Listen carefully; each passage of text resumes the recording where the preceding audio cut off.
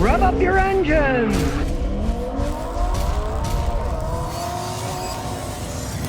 Pilot with 280,000 miles or so on it. He bought it used with 65,000. Now he's got like 285.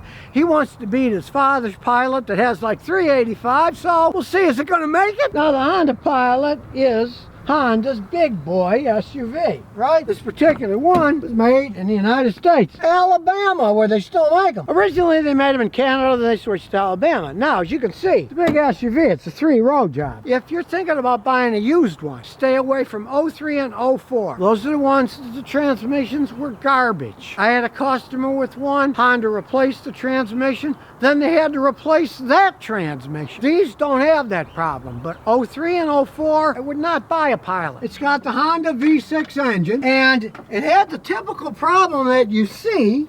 If you look down here, you see he's bypassed it.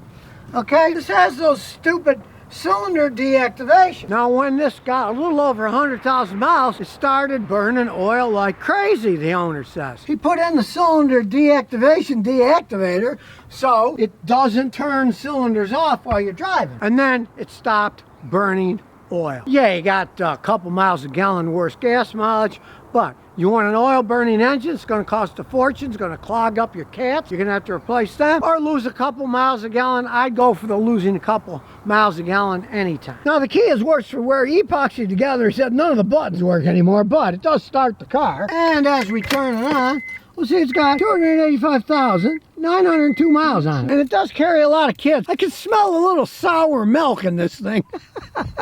Now start it up, and the engine still runs smooth. You can hear a little cam roller noise, a little valve ticking. Normal on these engines. All this mileage, I'd say it's time to adjust the valve. Now the only there's no complaints, it runs perfectly fine. But you want to make it last as long as possible, I would adjust the valves on this thing. And he knows enough to take care of it because the timing belt's already been changed. It's on its 3rd timing belt now. And of course, that's the weird thing about Hondas. They're still using timing belts. Now, Honda's got a new V6 quad cam engine, right? It's still got a timing belt on it. I don't know what it is with Honda and timing belts, because they are interference engines. Pistons will hit the valves if the belt breaks. So every 100,000, you really got to change the timing belt, the water pump, the idler pulleys, because if any of that breaks, goodbye engine. I mean, I'll take a Lexus or a Toyota with the timing chain just because of that design. Honda's kind of stuck in the past with that, but be that as it may, the engine still runs good. Once he had the cylinder deactivation shut off, it stopped burning oil, so it's still running good. You just have to realize you got to change a lot of timing belts on these things. And it's not a cheap job. Now, his father's a mechanic, so spare time, him and his father changed the timing belt. They didn't have to pay anything except buying the kit, so it wasn't all that bad. But you're going to pay quite a bit if you pay a mechanic to do the job. Now, as we look around, still got a lot of original parts, air conditioning, compressor. I can see one ignition coil's been changed. They don't cost much. Radiator's still original. Those power steering pumps. Struts have been changed, so you expect that. It's a relatively heavy vehicle. Shock struts, they're going to wear out somewhat faster because of all that weight. Realize that with any bigger vehicle, the bigger they are, the faster they'll wear out tires, the faster they'll wear out anything that has to do with weight. Speaking of wear, we'll hook up our scan tool to see what shape everything else is in. Yeah, the armrest has seen better days. It's worn down to the basic plastic. The fiber's all gone. Oh, it's the armrest. All that's coming off. And you can see the passenger side and the rear. That's coming apart too. But hey, superficial. Now, typical for Honda, they had the data link part way up here. It's gray. You can't really see it, but it's right there. We'll scan the thing. Everything passed. Scan it. We'll take a general look. It's an older vehicle. So it's still got the cruise control on the steering wheel, but that's it. And it's got a CD player because it is old. Heating and air conditioning is easy to get to. Got a simple shifter to reach to. You can turn the overdrive on and off if you want. Big old armrest, even though it's starting to come apart. And like I said, there's a lot of space to one of these. It's got all his kids and family in here. Now, considering it's got 285,000 miles on it, scanning 100%, the only fault code I see is for body electrical, so we'll go there. So one code isn't bad. We'll look at body electrical, see what it is. And the code is a problem in the air mix control motor circuit, linkage door or motor drive. That means this HVAC system here had some kind of problem with one of the doors not opening at one point in time, but if I switch it down We'll go to defrost. Okay, it's moving to defrost. Put it down to heat. It's moving to heat. It's all working, so who cares? So we'll erase that code. We'll look at live data, see what kind of shape everything's in. We'll go to live data here, and here we go. As per usual, red data means it's bad. MAF sensor's fine, 3.9, it's a 3.7 liter engine. That's about right where it should be. So lambda is 1, which is perfect. 0.991, 1.01. So it's between perfect and 1/100th off perfect. So hey, all those miles, it's still running pretty close to normal. It's only adding a tiny 1.07 on one side, 1.04 on the other. Got 14 volts, that's good. And this scanner's so good it shows you the fuel cap is closed. Let's say you got an evap code. You don't have to guess if your fuel cap's bad or not, because this would say it wasn't closed. It would say open, and you know the gas cap was bad. Pretty snazzy scanner. Got 0 misfires. 1, 2, 3, 4, 5, 6, 0 misfires. Which goes to show that on this old girl, disconnecting the cylinder management system was a good idea. See, the camshaft and the crankshaft pulsing is going on. Great for diagnosis. If you got a code and you see there's no pulsing, you know there's a problem in that system. And that's without having to take everything apart, hook up gauges, and watch them. It's pretty good shapes. Close hood, take it for a spin. And you can see on the hitch, they have this handy dandy carrier, so they can drive all over the country and throw their stuff in here. They have the Thule carrier on the top.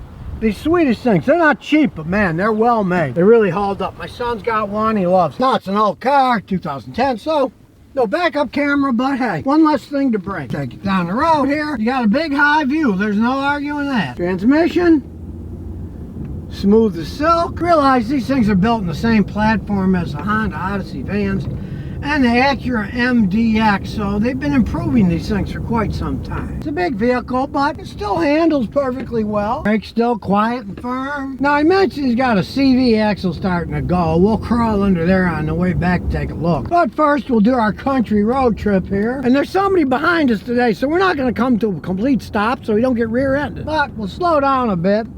They're still way back there. And we'll step on the gas. Still got plenty of power.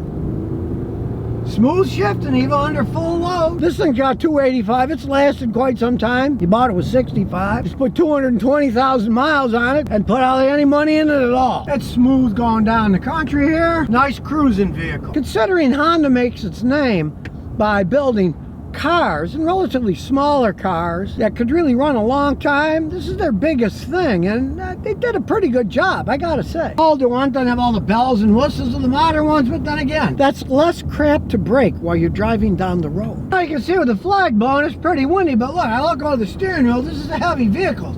It does not get blown around in the wind. Something to think about if you drive around cross country all the time on highways with crosswinds. Now I can feel the front end's a little squirrely, so we'll go get my jack and we'll check it out. I can feel a little clunk when I turn the wheel sitting, and then when we're driving, since we're turning left, it's going a little bit faster, and I can definitely feel and hear it now. Well, you hear the glove box moving, but I can feel and hear a little bit up in the front, so we're gonna jack it up. Now it felt a little loose, so let's see here. Got side to side play here, so the tie rod's worn. Needs a tie rod on this side.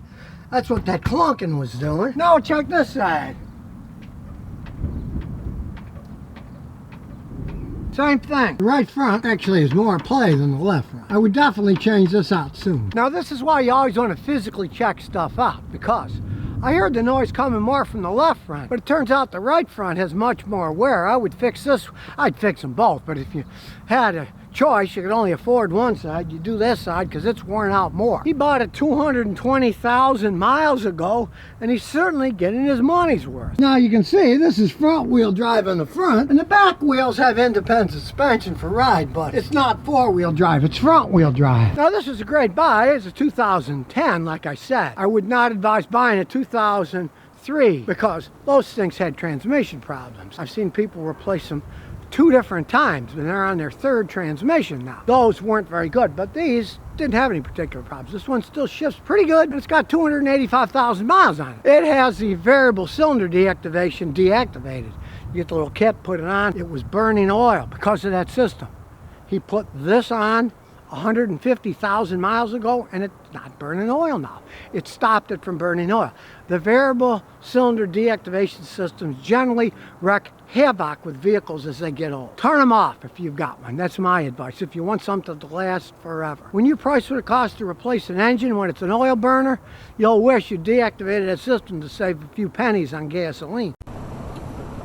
So if you never want to miss another one of my new car repair videos, remember to ring that bell.